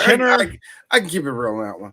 Kenner was in their bag with this shit. What I did like about the Alan Grant figure was Alan Grant figure came with like all the shit that we only seen him touch in the movie but not use. And then you have, for example, okay, we hear him use the shotgun in the movie. That's it, 2 shots. He does 2 shots and then just tosses it. I'm like, damn, you really ain't gonna use it. What happened? Gun jammed with the bullet. And they made it a point to show the gun getting jammed. But this one was the one here that I had a neighbor that had this shit. Here's a funny thing. Okay, why is Ellie looking like she's about to go scuba diving? I know, right? I'm about to say, look at all the additional stuff with the guns they got. Like they got a whole backpack with it and all the rest of that shit. That the Alan Grant figure up top in the tower. That's the one I have. dinosaurs that wasn't even in the movie, like the pterodactyl wasn't in the movie. I was about to say, I don't think Yeah, there wasn't a pterodactyl. that's a different type of green that those Ford Explorers have too. Mm-hmm. Now, Speaking of which, those are the only two cars that we had in here: the '92 Ford Explorer and the '92 Jeep Wrangler. Jeep Wrangler. Yeah, Yeah, I mean, but just real quick, Eris. Here's the funny thing: from that point on, and it's just an interesting thing to notice, everything that was used by Jurassic engine at that point from there on out, especially through all the movies, Mercedes. Yes. Everything else has been Mercedes at that point. Only thing outside of that is a couple of like old Ford and Chevy trucks. That's about it. Yeah, the Jurassic Park game for the Genesis was here's the thing. A lot of promotional material, like a lot of fuck all y'all Genesis kids. Y'all would have these mediocre games, but the movie tie-in games were fucking dope as shit. Y'all, the way that they would sell them, because this is just coming from a Super Nintendo kid. The way they fuck you, the way they sell them. I'm gonna stay in this position every time you say "fuck you, Genesis kids." I'm like, yeah, f y'all, man. Great, look. At least our version of Maximum Carnage was better. I don't know. Hey, at least our version of Mortal Kombat had blood, not sweat and spit. I mean, Nintendo of America. Ooh, you hurt me. I'm just saying. How do you call fatality on just punch? No, how do you call fatality on just backhanding a nigga? The Jurassic Park for Genesis, you're playing Alan Grant. And you have only Alan Grant, and you have different weapons. You have tranquilizers, and you have shotguns, and you had grenades, and you had sleep grenades that you could put dinosaurs to sleep. Now, you could beat the game. Games Done Quick did a thing. You could beat the game in like 10 minutes easily if you know where you're going. Yeah, I heard when you get to the visitor center, it echoes just like the movie where you have a raptor chasing you that can open doors. And you can actually jump up to the top and get through that stage through the vents. Jurassic Park on Sega CD was a point and click game. Yeah, AMV game. Which by the way, they had the characters from the movie, but the actors that portrayed them looked nothing like the real Alex. Hey, don't you love those? Don't you miss those? I miss those. When they show Ian Malcolm, I was dying laughing. I was like, yo, that is not Alan Grant. That is not Ellie. There was two different changes. We already talked about Sam Jackson's character, Arnold, and his death in the book.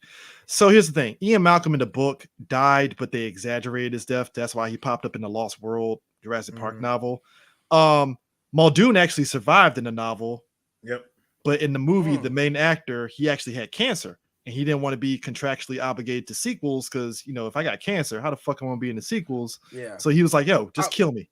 Yeah, I was wondering that because Bob Peck passed away in 1999. Yeah. I was like, wow. And I just said to myself, I don't think that had nothing to do with him not being in the sequel or anything like that. I was just saying that. Wow. And then you had Hammond, who in the book actually got killed by the compies. Yeah. Makes sense. Yeah. A swarm of compies. He go when they're waiting for rescue. He goes walking out, kind of reminiscing on what happened, and a pack of compies ate him up. Would have been perfect. No. And y'all want to know where it was perfect? Which they used in Lost World. No. At the very end of this movie, you remember when everybody was loading up onto the chopper and Hammond stepping out, just looking on, like, I built this. I sacrificed so much. I spent so much money, and then here comes Grant. He's like, "Come on, man, come on, we gotta go." Right there, the copies could have just came. The chopper could have been like, "You know what? Fuck this nigga, I'm out." Here's the funny thing. Because they was buddies at the time. They were buddies. He was still alive. I guarantee you, when the credits went up, Stanley Kubrick looking at Steven. You didn't kill that motherfucker. If there was if there was anyone that should have died, it was Hammond, and you let him live. Look, Steven let everybody know how it was supposed to end, but it was going to end differently, and they saw it, right? Everybody, that was cool, Steven. Oh, I like that. I think it was so much better. George Lucas, bro, I would have done it better. That would have, that's how it would. Stanley Kubrick being the only best friend he in there. This is the shit I'm talking about, Steve. No, you ain't a filmmaker, nigga. What happened to any of your bite, bruh? AD. You had a chance to kill him. Lessons would have been learned. Well, Hey, look. Here's Steven. What lesson was learned when you did The Shining? That I hate Shelley Duvall. What point did you not understand? Wait, D. You said understand George Lucas said I would have done it better. He says I would have done it better while he's choking the shit out of the original Star Wars trilogy because he plans to re-release it and change everything. Actually, no. I think it was that weekend, and George has a black wife, so they was all like, "George, ain't this good? Steve doing all this? Yeah, it's great." Oh, you want to do the Star Wars? I'm saying, I'm just, I could do it better. I don't even have to make a movie. I make it better than him. I bet this go on. I really think his boys like this, but Stanley Kubrick was probably the only one. There was like 6 people you could have killed, Steve. You had open license to kill people in this one. Why? Like, I bet he was mad. Because I guarantee you, Steven Spielberg, if there's anything that Steven Spielberg will inject in his movie, is always the childhood trauma that he faced of being, a child of divorced parents. Mm-hmm. This is what brought on Alan's evolution in the movie of becoming, I hate kids too. Yeah, you know what? I'm actually ready to have kids. And then hold on. And then guess what this movie does? Then the franchise completely shits on the first movie's ending by announcing in the second movie that they done broke up. Him and Ellie break up. I'm like, you completely shitted on the ending. I don't think they shitted on the ending. I think it's Chris, one of those totally shit on the ending. But think about it like this. Even though he's came around to that doesn't definitively mean that, I'm gonna have kids with Ellie. Hey, Christopher, does those kids come back? Yeah, for like 2 seconds in the second one. 2 seconds. Ellie and Grant were having a conversation at the beginning of the movie about having children. You want to have one of those? I don't want that kid, but just a nice kid between the two of us, Dr. Grant. The idea was there. The idea was there, but the idea was there. DTF. Here's the thing: the idea was there, ready to receive his seed. But let's be real; it is echoing again, real life. Some people change their mind. To be fair, it's not like it's a heel turn. Like, he said, "Fuck them kids." He's just like, "Hey, Chris." Right now, me and Eris on a helicopter, and we're looking at you with all those copies down there. Hey, look. I'm literally just waving because they eat me, that mean that I'm accepting that these motherfuckers is eating me. And I mean, the thing is, but the idea of them like not getting together, I think it does buck the trend of trying to do the obvious thing, which is put these two characters together because you put. But you know what a bit, actually. What makes it bigger than that, and I'm just going to be real, because he wasn't in none of the rest of the movies after this. Michael Crichton wrote that. And you said, all right, Mike, no. Yep. Yeah. Fuck me, huh? Okay, cool. Isn't it? Cool. Go to somebody else, man. No, you better not take my name off the credits either. The thing of it is, like, when they were doing the movie, right? Because look, the special effects for this movie still hold up to this day, right? And it's a mix of special effects and practical. The T-Rex that they had, and I remember they showed that thought. What? I am fake palming so hard right now. Oh God. I got a question. How much she making, Miss? I got a question. How much she making a year? Do you have children? So let me get this straight. Y'all just want to have children, and y'all both past 40, and she don't. Ladies and gentlemen, use 20% off the code 3BGPodcast at Manscaped. Free shipping involved. The T-Rex. No, go ahead. Go ahead. So you can go ahead and make that so they can attract their 4s and 5s. So you can attract more than just dinosaurs. So you can track more than girls who think they had 9, but they really just a 2. So what do you do exactly? So what do you do exactly that would bring a high value T-Rex in your life? What makes you think you deserve one? No, I didn't ask you that, ma'am. Ma'am, I did not ask you that. Do you want to be with the T-Rex? Then why you always said that, why And why are you doing this, man? Anyway, I'm done. No, but so Kevin Samuels at the time, I didn't even want to think about this nigga. Thank so you. the T-Rex that they were using was Rest in peace, Kevin animatronic. Samuels. It was animatronic and it was also special effects. I Now, the thing of it is, I love it in this movie, man. Now the thing of it is, where they were filming it at, it was a lot of rain. They hit, I think it was a Hurricane Ika passed through there. Mm-hmm. The rain messed up some of the electrics inside the T-Rex to where at one point the crew was eating lunch and the T-Rex thing just started popping back alive and move its head. Scared the shit out of everybody. And I bet it did, because if you look at that T-Rex head behind the scenes, that shit look real as fuck. It's it gigantic. It's huge. See, now imagine you and see that shit just moving its head. You're like, what the fuck? And check it out, y'all. And that's the one thing that I love about this first movie and why the first movie still holds up to me is because when you see Alan and everybody around that Triceratops or any of the other dinosaurs, they're actually touching something. You know, you look at Jurassic World. I'm looking at Chris Pratt. I'm sorry, hold on, D. I'm looking at Chris Pratt in front of nothing. You know what? No, fuck you and everybody else that brings it up, because there's like 8 in fantastic CGI scenes where it's like, is that Nick? What's he? Yo, that shit is not real. Like, that's what I'm saying. There's some fantastic CGI, and then there was a no. I know, I'm with you, but no. Hold on. The other part that was CG and special effects. Chris, you remember that scene when they were running with the Gallimimus before the T-Rex popped up? It was people in I guess like motion suits or whatever. Yeah, green suits with like the heads of like the piece of the head of the dinosaur to like kind of like mimic them as they're running to kind of like do it was like previous shots to kind of get like how they would actually have the dinosaurs running around granting them, and then that's when they will put them into the scene. I also loved the backdrop when they were trying to run away from the T-Rex and the Jeep. You could tell that when Ian popped up and said, "You think they'll have that on the tour?" I'm like, that does not look like an actual background that they're driving on. It's weird. This movie to me has some of the best practical / CGI effects I have ever seen in my fucking life. And then there are times, and somebody from Sam Winston said this about this movie, and I forgot another movie.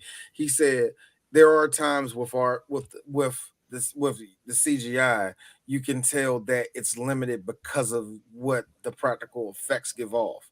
Like if movement is only a certain way, then that's what the CGI is going to do. Our job is like when he said when you see like certain scenes, we could have done that better. We could have did that better. That looks really stiff. And then you hear some normal people that will look at that scene and go, why does it look that damn? We're like, yeah, that was our fault. We didn't make it look like that. So it's kind of funny where both of those things kind of bounce at each other off, because sometimes we see where the CGI destroys practical effects, and then we see that the CGI is doing all the work. The practical effects is the one that's trying his best to go 1,000%. It's always funny when you see those situations happen. That's I just want to kind of mention a good shot was the Brachiosaurus scene in like the early morning Brachiosaurus scene when they were in the tree, right? That was a decent one. Yeah, that was. I really like that shot because you see it at night and then you see him again in the early morning, and seeing Lex get sneezed on by by the Brachiosaurus with a cold was hilarious to me. I mean, and that's Brazzers. No, see, D, you thought that. I just thought I didn't. No, the face I'm making, that's what I said. Brazzers. We've hit. I think the series hits like the nose. If when we think of like movies, like Dino Crisis is the first thing that pops in my head, because Dino Crisis, the first one, reminded me, and I think that was the aim from Capcom, was to kind of make their own Jurassic Park, but make it like Resident Evil essentially, right? Yeah, I mean, sure. Yeah, Dino Crisis was such a. It was an accident, just like DMC. Hey, we need another Resident Evil. Dino Crisis. Well, Dino Crisis was more Resident Evil than the other two, than the two games that came now, after. Dino Crisis 2 was like action packed, which I love. And the third one, we don't talk about the third one. No, we don't. Like for me, Dino Crisis falls in that same bag as Paradise Eve and other games. Parasite Eve. Yeah, Paradise Eve, Parasite Eve, yeah, where they came out.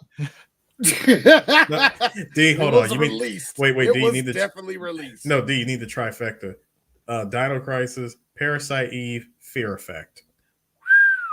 Fear Effect. Nobody gave a shit about Fear Effect. Hey,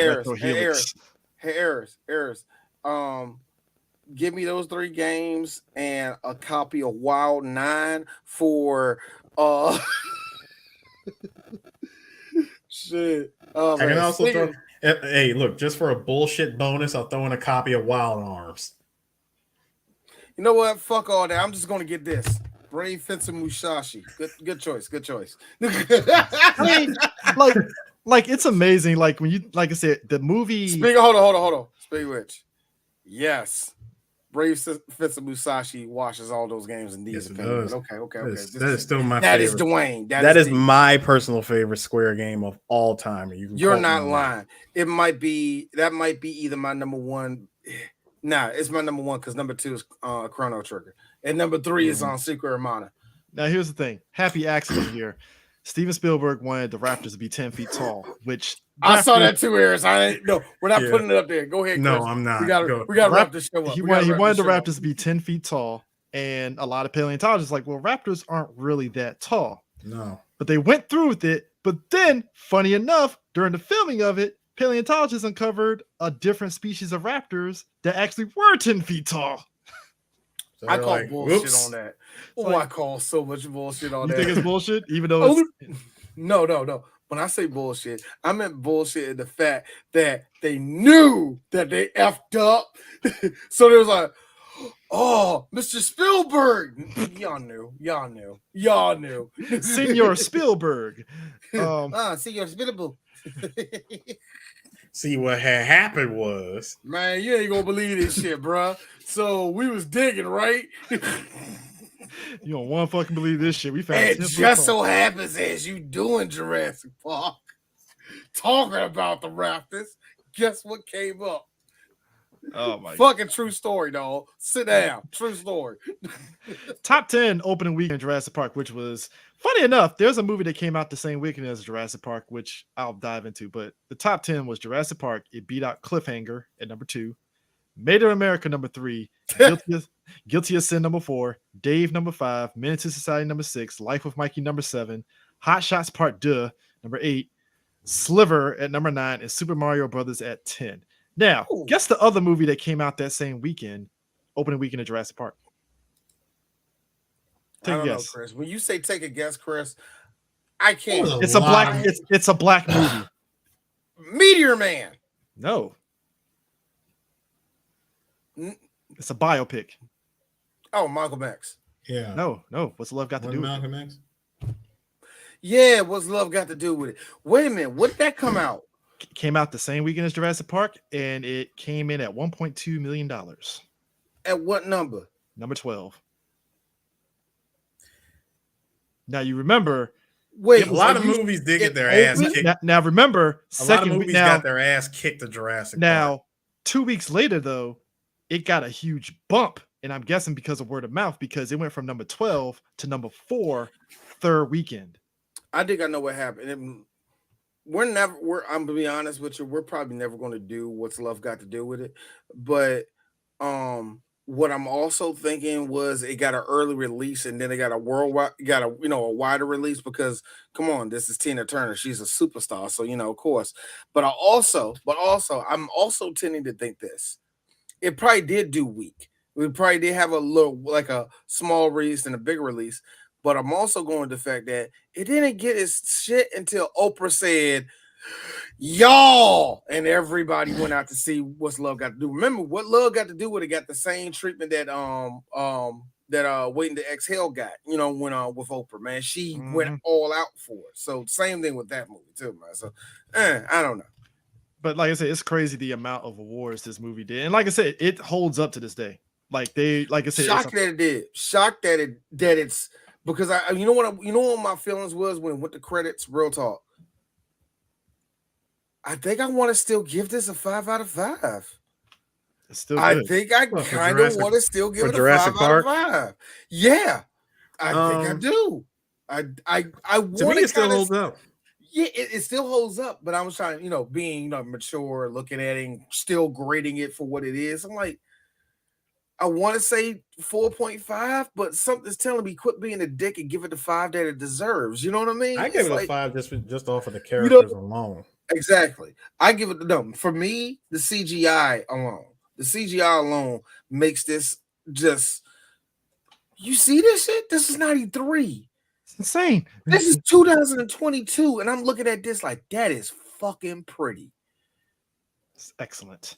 Like that's that right there. That is not chaos. Actually, that's pretty as hell. Actually, we should end it off with this because we did it for Aliens, and I feel we have to do it for Jurassic Park. Obviously. No, I'm not breaking out Ridley sock. No. Oh, good. Thank God. We're not doing that. We're doing this. Yes. Dinosaurs live again with all the excitement of the movie. Dino damage. Look for the Dino damage, my man. Game changer. It's Jurassic Park. The dinosaurs are loose. Tim Murphy snares a Dimetrodon. No, he doesn't. No, he doesn't. No, he didn't. The Pteranodon battles a spitting Dilophosaurus. Where's a Pteranodon? It's happening, but only at Jurassic Park. I remember it's the First Jurassic of all, I love Park how the command Dilophosaurus compound was solid with an state. electronic computer that says over 100 commands. 100 commands, sure. The computer helps you control Jurassic Park. Got him. T-Rex attacking. Look out, guys! Fire the net. Got him. Compound secure. Wait a Jurassic minute. Park electronic tell me talking all these command dinosaurs compound can figures get and dinosaurs one-shot sold it? separately, batteries not included. Jurassic Park. The dinosaurs are on a rampage, and only the JP team is. The JP team, sir. JP team. Ellie launches her Ellie. Muldoon fires a tranquilizer. Each sold separately. It's happening, but only at Jurassic Park. I like how Tim didn't get nothing. He just got it each so separate. It's I remember this Jurassic one. Park. Ford grabs a baby dinosaur. Grant tears off in the bush devil tracker to save it. The Bush Devil Use the Tracker. snare. But the young T-Rex wants a piece of the action. Dino damage. Dinosaurs be recaptured. Look for the JP mark. It's happening, but only at I remember that Jurassic look Park. for the Jurassic JP Park, mark Bush being a Devil big Tracker, thing. Dinosaurs and figures each sold separately. Last one. Dinosaurs are on the loose. Can the Dino Tracker stop them? T-Rex preparates for The fight. fuck? The fuck? Bro, was the This is before Lost World, by the way. I need another one. I remember these. When did Malcolm have a weapon? In the capture cruiser. But the giant electronic Utah Raptor surprises them. It's happening again, only at Jurassic Park. We were hunting dinosaurs. All right, that's a lost word. That's a lost word. Okay. First of all, hold on, wait. Hey, Mr. First- Crichton. wait, Mr. wait, Crichton. wait. No, Wait, I got to wait. ask this now. No. Mr. Crichton. If you took the money, I'm fine with that. Just tell me We understand. that you didn't say yes to any of this. I just That's all. listen. I would Black- accept that you No, took when the they check. showed the live action, not the scenes from the movie, but those live action actors that's supposed to Some be the random doctors. dude that's Oh, the wait, doctor. wait. The one that's supposed to be Grant. Was that Hugh Jackman? I was just about to ask the question. Was that Hugh Jackman? It looked just like him. Oh, got the fucking Aussie safari hat and everything. Oh God, that's hilarious. Damn, could Hugh Jackman be the reboot Muldoon? Should be the remote Muldoon. I mean, look, there's a reason why I guarantee you Muldoon, that dude that wanted to play Muldoon definitely saw them toys and was like, I ain't doing these sequels. Fuck that shit. Yeah. Yes. But yeah, Jurassic Park definitely worth it. Isn't it out on Blu-ray Steelbook at this point? Oh hell yes, it Yeah. has to be. I know it's on Blu-ray, but like the Steelbook Special Edition 4K, all that and stuff. Which I'm pretty sure with the progressive scan, it looks like ridiculously, eerily, like real as shit. Well, I think that what they're going to do is they're going to wait for this new Jurassic Park to come out, and Dominion. then they're going to re-release like a giant steelbook Like I of said, all of them. Which, That wouldn't be surprising. Yeah, that really wouldn't be surprising. So, but yeah, that's Jurassic Park, folks. What we got next on deck, P? Well, we're doing a movie that airs. I think neither of y'all want to do. I just want to get it out of our fucking list. It's Coneheads. Yes, the Coneheads. Kind of on board with it because Sinbad. I'm on board with it because Chris Farley was having hand sex, and when they came in the room. Here's Chris Farley, like he did something totally wrong. I love that scene. I love that scene so much. A SNL skit turned into a movie that I was like, out of a lot of SNL skits, it's like Coneheads, Superstar. Wayne's World. No. I'm talking about the one that I wasn't really feeling. It's Pat, which I still don't fucking get that shit. It was that Coneheads. I kind of sort of got because I like Dan Aykroyd. He's funny as shit. I think Coneheads is fun. Coneheads is actually funny. Oh, and Phil Hartman. Yeah, because why not? Yeah, a bunch of you're going to see a bunch of '90s SNL show up. Superstar movie. And It's Pat were the two SNL ones. I'm like, I got to be honest with you. This got a movie. Yeah. I don't like Night at the Roxbury's, but it became a cult. I like Night at the Roxbury. I don't only because Will Ferrell, not Chris Kattan. I'm gonna keep it a whole buck. I laughed at Ladies Man. It's not worth watching. Ladies Man is funny. Not laugh out loud funny, but thank you. There we go. There we go. There we go. Look. Thank you, Harris. That look you made. Yeah, it's like it's background noise. I get it. It's like this. I get the joke. I get it. I ain't laughing at it, but I get it. Look, I'm watching that over It's Pat because I still don't fucking get it. I still don't get that. All right, Superstar proved that white girl. No, it proved that's a skit. That's a skit. The reason why I say that is because I'm sorry, stop. Molly Shannon, you're 33 years old. Stop it. Will Ferrell's nearly 40. Stop this movie. It's stupid. Like MacGruber, a little bit funny. It's not great, but it's actually a little bit funny. I mean, you're mocking MacGyver, so you have something to go off of. You have something. That's what I'm saying. I'm actually shocked MacGruber had the man drove a Miata. Yeah. I was points. No, I'm mad that he had well. Thank you. I'm not even I love that. They all have sex. Wow. Wow. Maya Randolph. My girl Maya Randolph. I love naked at a fucking cemetery fucking air. His dead wife. Again. Will Forte, and for me, like, you don't have to give Will Forte nothing else in his life. You gave him his one, and I'm glad he got this one. And he's getting a TV show on Peacock. And he's getting nobody's gonna watch it. Hey, it's Peacock. He'll get something out of it.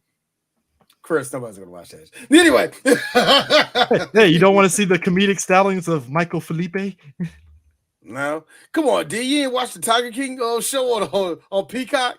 You know, I had to remind people that was a thing. Yeah. Anyway, everybody, we see y'all next week. Peace. We out of here.